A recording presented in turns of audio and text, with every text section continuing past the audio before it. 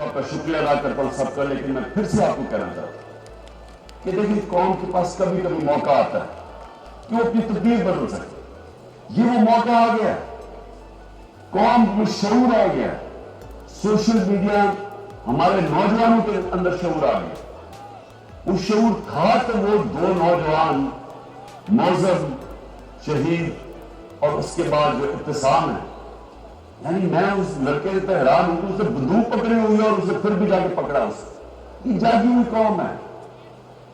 کبھی آپ نے یہ ظلم کے سامنے جھکنا نہیں، یہ جو آپ کو خوف پھیلایا جا رہا ہے اسے ڈرنا نہیں ہے آپ نے۔ قرآن کی آیت ہے جو لوگ ایمان لے آئیں اللہ ان کے خوف دور کر دیتا ہے۔ اللہ میں ایمان رکھو، مجھے دیکھو موت جائے کہ میں بچا ہوں، کیونکہ اللہ کے ہاتھ میں زندگی موت ہے۔ اور انہوں نے تو پوری کوشش کر دی تھی مجھے مارنے کی، انہوں نے تو پورا ٹریپ کر دیا تھا، ایک ادھر اور دوسرا آگے، ایک سے بچا تو دوسرے بھی مار دینا تھا، انہوں نے تیاری پوری تھی، لیکن اللہ جس کو بچاتا ہے کوئی بھی اس کو لے جا سکتا ہے۔ اور اللہ نے، میں یہ سمجھتا ہوں، میرا ایمان ہے کہ بچایا اس لیے ہے کہ اسے پتہ ہے کہ میری ایک مشن ہے اس ملک پہ قانون کی حکمرانی قائم کرنے کے لیے، تحریک انصاف کی تحریک۔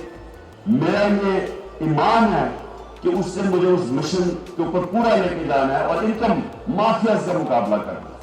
اور یہ جو ڈرامہ ساری قوم کی توہین ہو رہی ہے کہ ایک مفرور، ایک سزا یافتہ ملک کے فیصلے کر رہا ہے اور وہ اس پوزیشن کا فیصلہ کر رہا ہے جو کہ اس ملک میں سب سے امپورٹنٹ پوزیشن ہے۔ اس لیے آپ سب کو میں پھر آج آپ کا شکریہ ادا بھی کرتا ہوں، آپ جس تعداد میں نکلے، اور انشاءاللہ سب نے تیاری کرنی ہے۔ پنڈی میں آپ سب سے ملاقات کروں گا اور اس کے بعد پھر آگے ہم بڑھیں۔ پاکستان زندہ باد۔